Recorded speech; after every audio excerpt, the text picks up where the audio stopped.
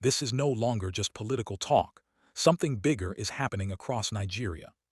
What started as online complaints has now moved to the streets, with anger, protests, and a growing sense that something is seriously wrong. And the question many people are asking right now is simple. Is this a normal political reaction, or a full-blown rejection? Let's break it down.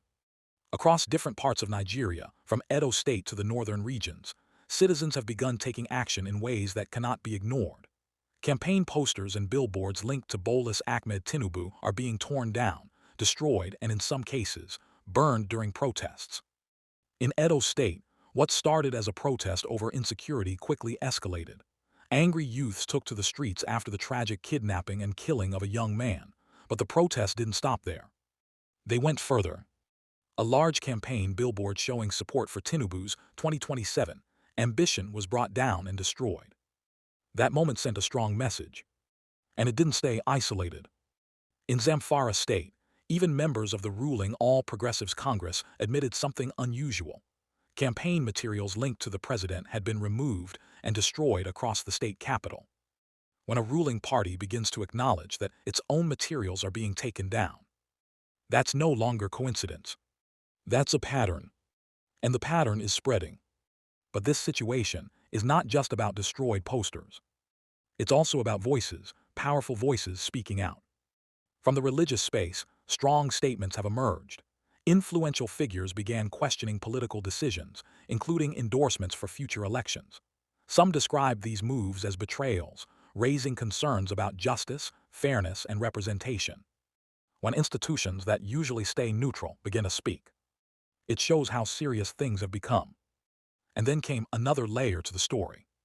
Popular social commentator Martin's Vincent Otzi revealed that he was allegedly contacted by security officials over claims that he was planning protests.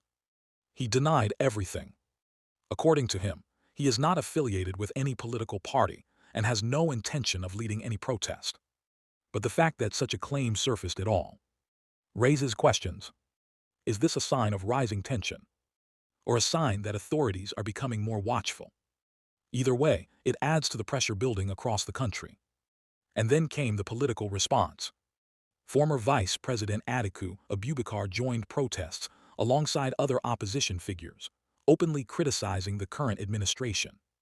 He described the situation in strong terms, warning about threats to democracy and calling for accountability. And he wasn't alone. Other political leaders stood beside him, sending a unified message that something needs to change.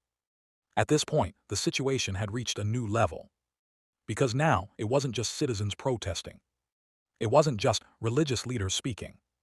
It was also top political figures stepping in, all pointing toward the same direction. Concern, frustration, and a demand for change. But here, where things get even more serious.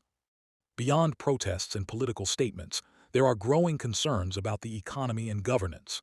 Allegations of financial mismanagement, lack of transparency, and failed projects are adding fuel to the fire. Programs worth billions have come under scrutiny, with warnings about possible misuse and lack of accountability.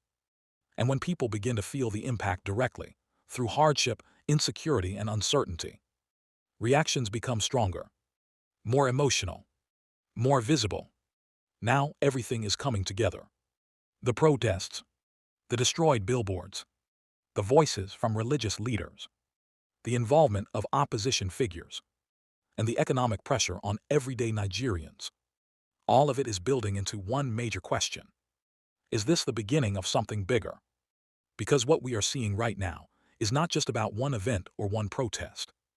It's about a growing sentiment, a shift in how people are responding, and possibly a shift in the political landscape ahead of 2027. Now let's talk about what this means. Because situations like this don't just disappear overnight. They either calm down or they escalate. And based on what we are seeing so far, the tension is still rising.